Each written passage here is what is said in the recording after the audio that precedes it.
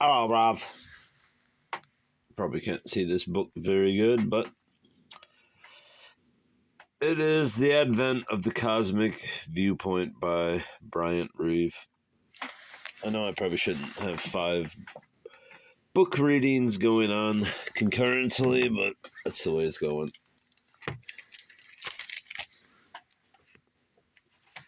This book, we'll read the flap, why not? And then I'll go to the introduction, or the biography, which is at the back of the book. This is a book on viewpoints. For centuries, man on Earth has gazed out at endless space and looked at life from his own limited human viewpoint. Now, however, essaying to conquer space, he dares to reverse the viewpoint and to explore the space view of the Earth. Also, the space age has had a tremendous impact on human thinking and human institutions. Man is concerned with how he may best prepare for the many changes which lie ahead. In order to gain a better understanding of the meaning of life itself, this book endeavors to present a much larger viewpoint than encompassed by the usual human view. The new contemplation is growing in the minds and hearts of people everywhere, and as they ponder on the new aspects, they find many surprises. The cosmic viewpoint is not something that most people can jump into all of a sudden. It grows. It is usually attained over an extended period of time. If this growth is forced too fast, it can become quite confusing.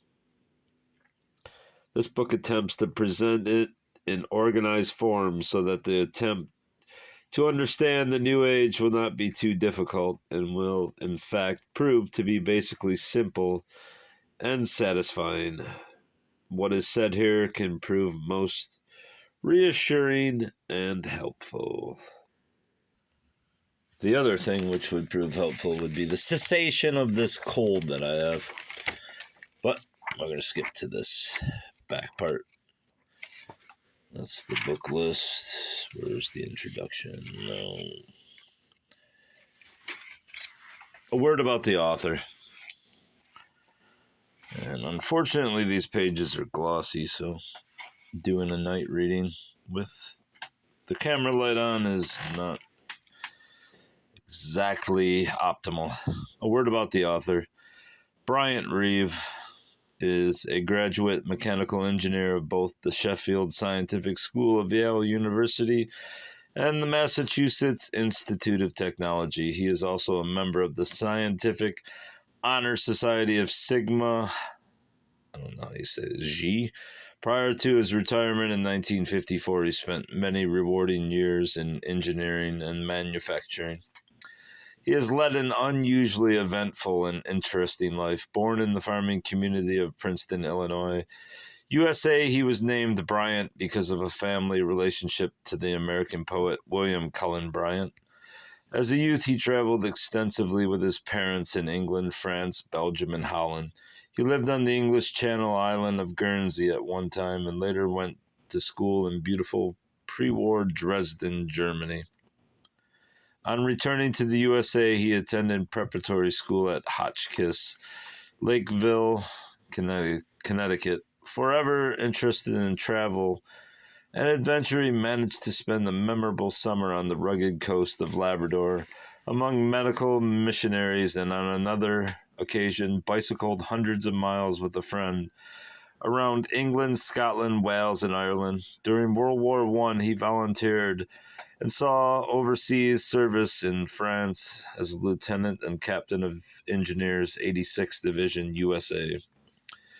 New Age research as a hobby. During the last 10 years, Bryant Reeve and his wife, Helen, have made a hobby of almost a continuous study and research into what is called the New Age, or the Space Age, or by some, the Age of Awakening on Earth.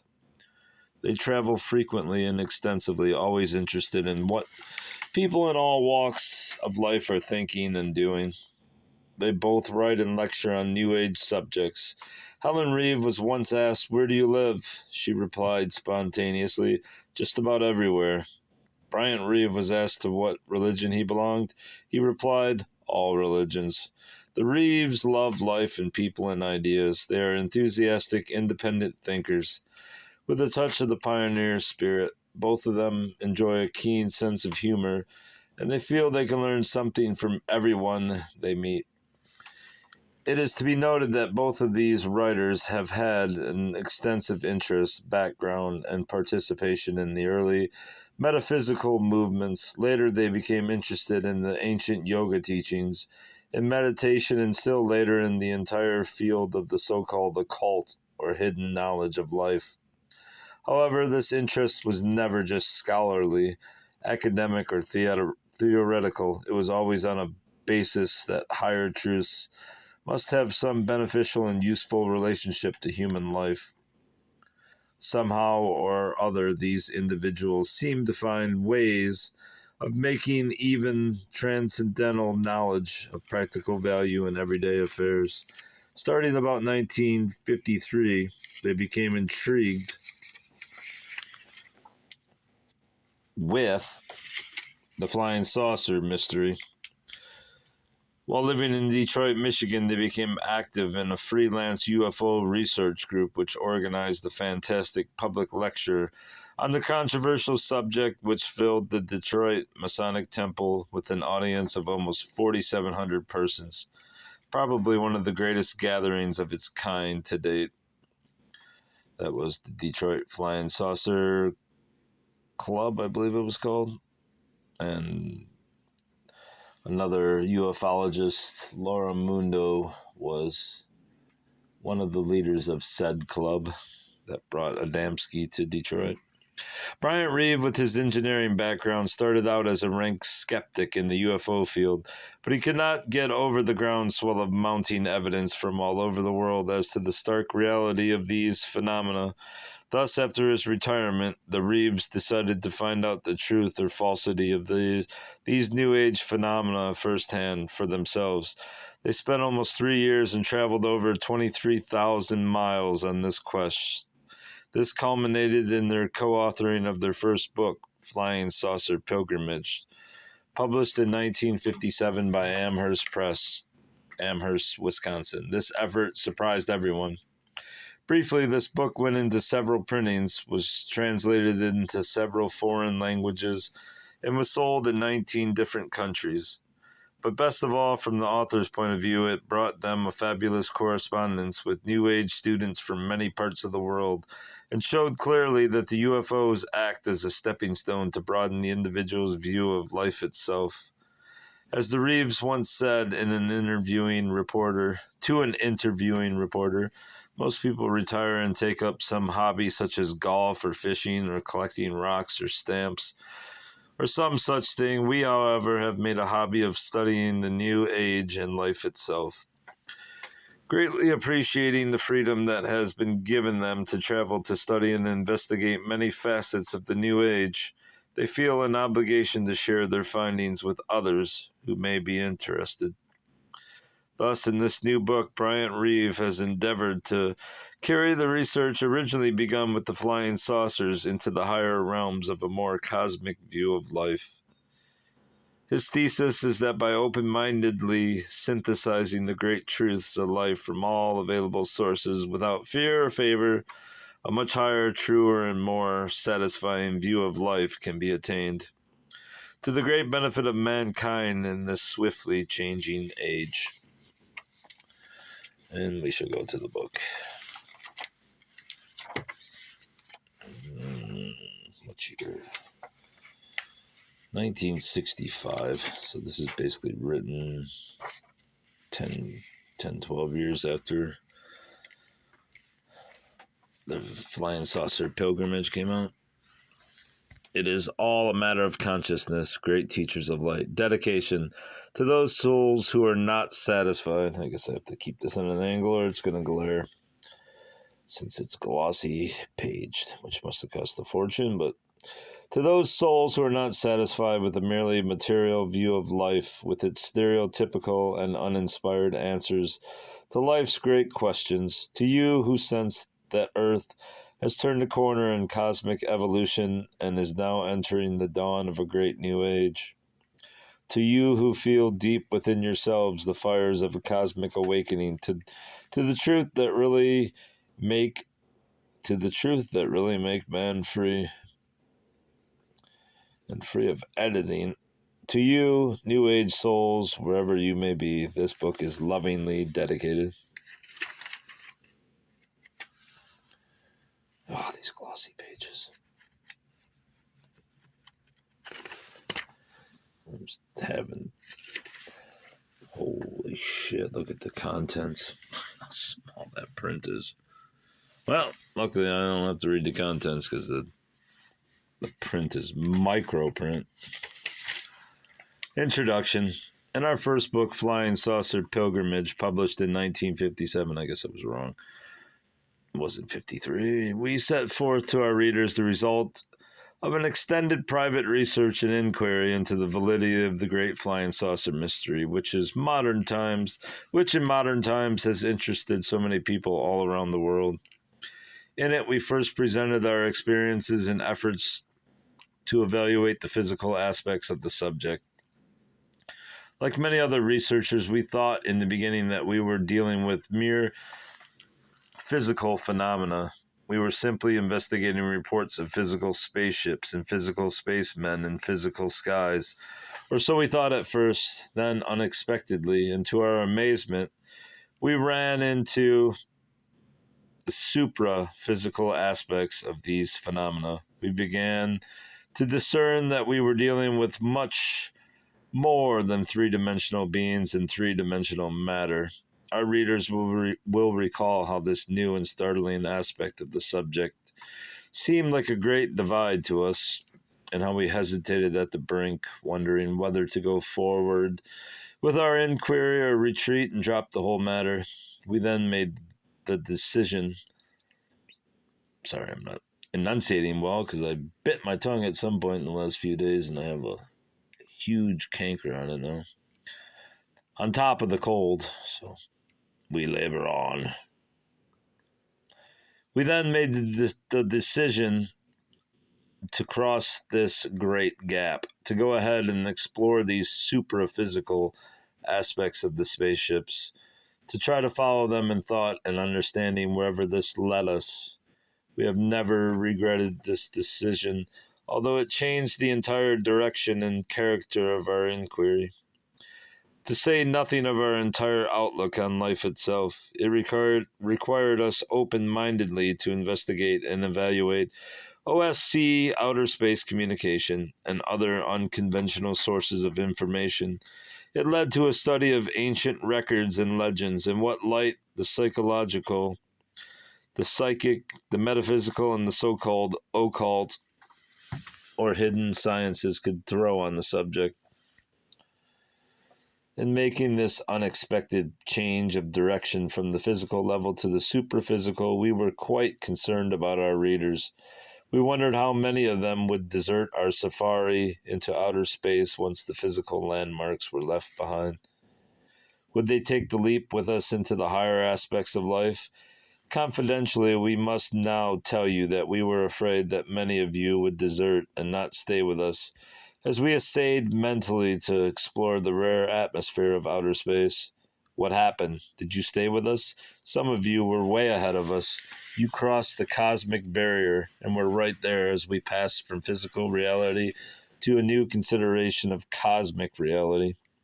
Bless you all for this. It is you who have encouraged us to go on. May we now report to you that pilgrimage resulted in a remarkable correspondence with New Age souls in many countries of the world, as far away as in Indonesia. Most letters showed that you preferred the second half of the book, the occult and metaphysical and cosmic part, to the first half, which referred to the physical aspects. We could hardly contain our surprise and elation at this, because we have felt so strongly that man on earth in this age must awaken as quickly as possible to the real realities of life beyond the physical. Incidentally, it may be of interest to report that out of hundreds of letters we received, there was only one really critical letter. It was from a New England school teacher, and bless her heart, she just could not stand our unconventional use of italics and quotation marks. As for the subject matter, well, anything beyond the punctuation marks just did not seem to register. Maybe we should have used phonetic punctuation. By the way, her money was cheerfully refunded. But we did receive so many wonderful and appreciative letters that we cannot pass up this opportunity to say to our readers, thank you, thank you. We are humbly grateful to you for your encouragement, and please do not feel offended if you did not receive a direct reply from us. So many letters came in that we have not been able to answer all of them personally, or the many questions they contain. One of the motives of this second volume is to try to answer as many of these queries as possible for all. What have we been doing since the last chapter of the pilgrimage? What has happened since then? We have been working, researching endlessly. We have much to share with you. We have been delving deeper and deeper into the New Age, the Aquarian Age, and its meaning to all of us. We have not confined ourselves to the subject of flying saucers, although we still follow developments in that field. Nevertheless, this volume is a direct continuation of the other. We have simply broadened the base of our pilgrimage. We have traveled considerably, but we hope more mentally upward than physically. We have looked in on many New Age groups and activities in many places. We have talked to many wonderful New Age souls. We have been exploring, investigating, studying, evaluating as many facets of the New Age as possible. Our research into spaceships was one thing, but we began to see that vehicles in outer space were not really the important thing. They were merely an indication of something vastly greater, of Earthmen's awakening to a tremendous new awareness. We on Earth are actually entering the space age. Our traditional cosmic isolationism is ending. Earth is in touch with inhabited outer space. What will this mean to us? What are the implications? What changes does it portend for us? How can we prepare ourselves for vast changes that are on the way? It was these and similar considerations which began to emerge as of primary importance in our pilgrimage. As we began to study the impact of the New Age on our civilization, it seemed to us that what was happening to the minds of men on Earth was more important to understand than what was happening in our skies. In other words, it was the terrific impact of the spaceships on our human norm of life, the challenge which these and similar events posed to our very concepts of reality that needed study and evaluation. Here was life and reality beyond the very confines of Earth's gravitational pull. What would it do to us and our civilization? What effect would it have on our human institutions, our way of life, our matter of thinking and acting? We all know a great deal about human life on Earth, but what can we learn about life in outer space, about life on a cosmic scale? And where can we turn for this type of information? So, whereas our pilgrimage led, it has led us to raise our vision from the spaceships themselves, interesting as they are to the much vaster implications of the space age, and the meaning of all this to our civilization and our life on the planet Earth.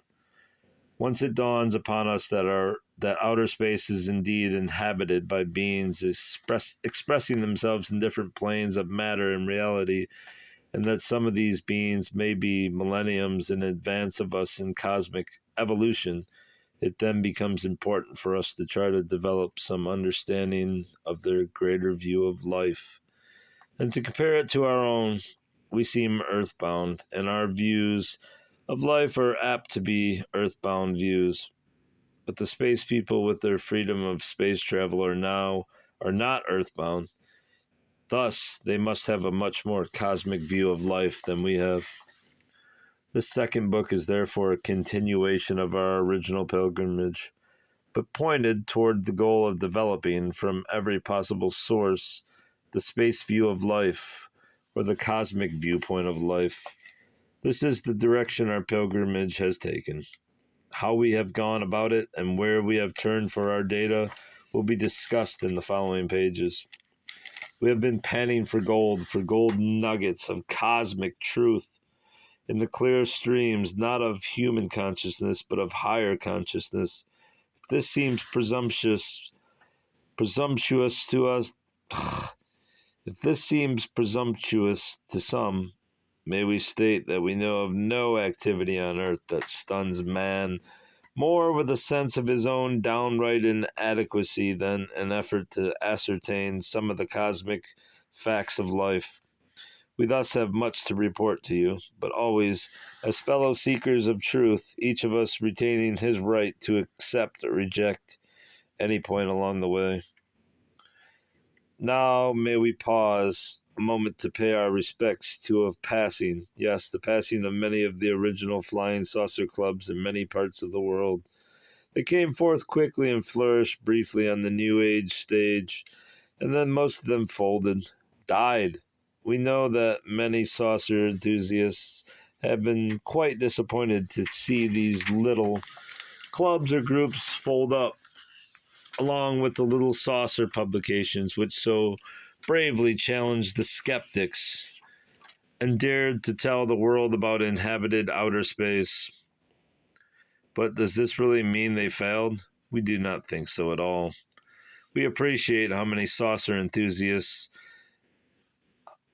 feel about it and are even willing to join with them in a nostalgic tear or two. But saucers are pioneers, and pioneers are of sturdy stock. Sometimes it is the privilege of pioneers and other minority groups also to act as catalysts to the big, staid, orthodox institutions of our civilization, to wake them up a bit. Yes, it is often the privilege of pioneers to awaken stagnant and crystallized institutions and individuals in both low and high places, to awaken them to new old truths. And although the pioneers, may fade away, the unseen good they do lingers on and bears much fruit. Is not this the way in which all civilizations progress? We feel that the original saucer clubs and editors have done their job, and done it well.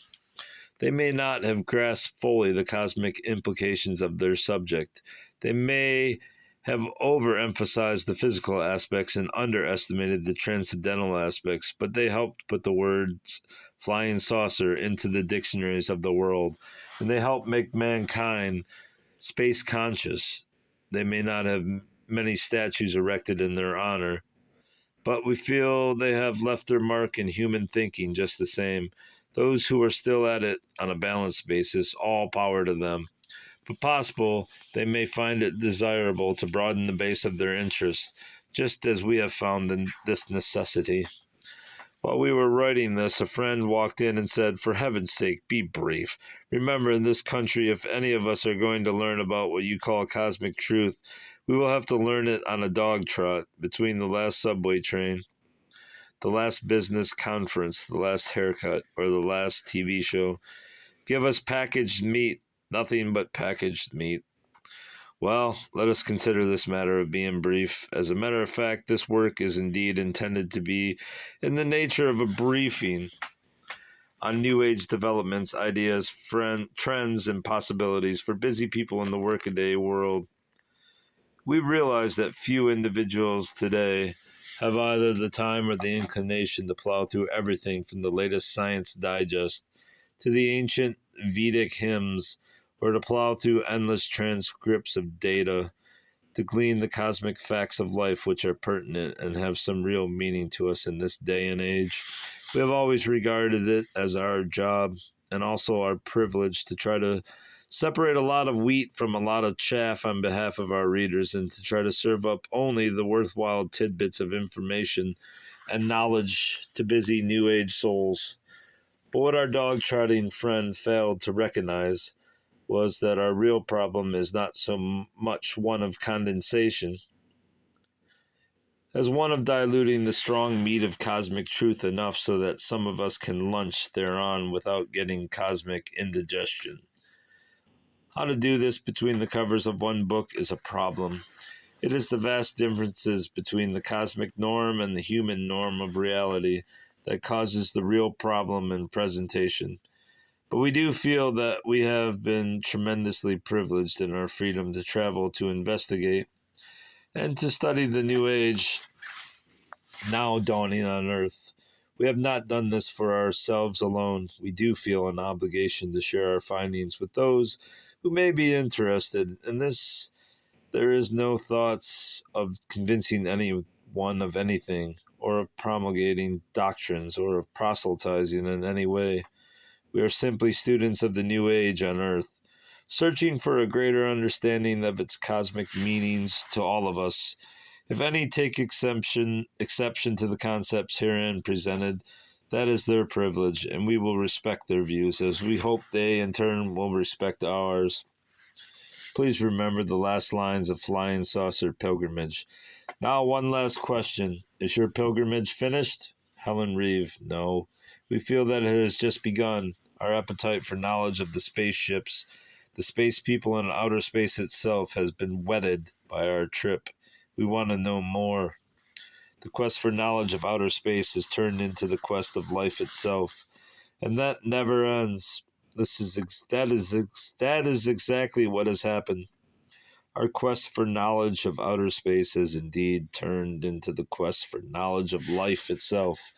What a wonderful thing this quest. Pages are stuck. This is embarrassing. Embarrassing. I'm embarrassed. Is, I don't even know what the hell I said now. Jesus, this is pitiful. What a wonderful thing this quest is.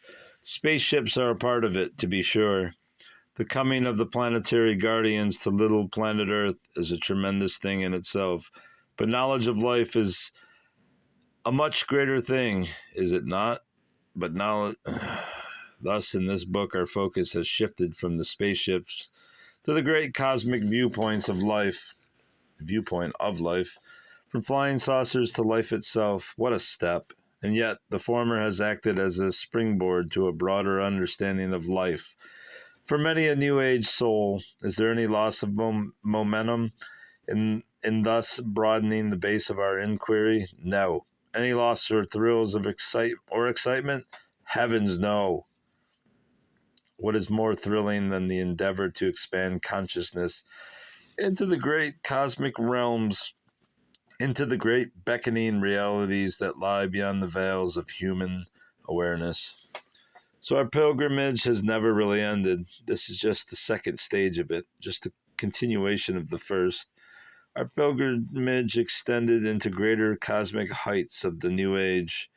It is another episode in the same great adventure, presented in the same forthright manner, but on a broader basis. Doubtlessly, we should warn you who elect to join us to expect many changes on the trip. You will probably experience many new sights, sounds, thoughts, and concepts. Life is different, very different, when viewed cosmically, from what it is when viewed humanly. But if you are with us, welcome aboard! Do not lose your sense of balance. The countdown is finished. The blast-off is starting, and we really hope you will enjoy the ride into a greater cosmic view, point of life itself. A ride into a greater cosmic viewpoint of life itself. All right, Bobs, that's all for now. We'll come back with chapter 1 soon enough. Goodbye.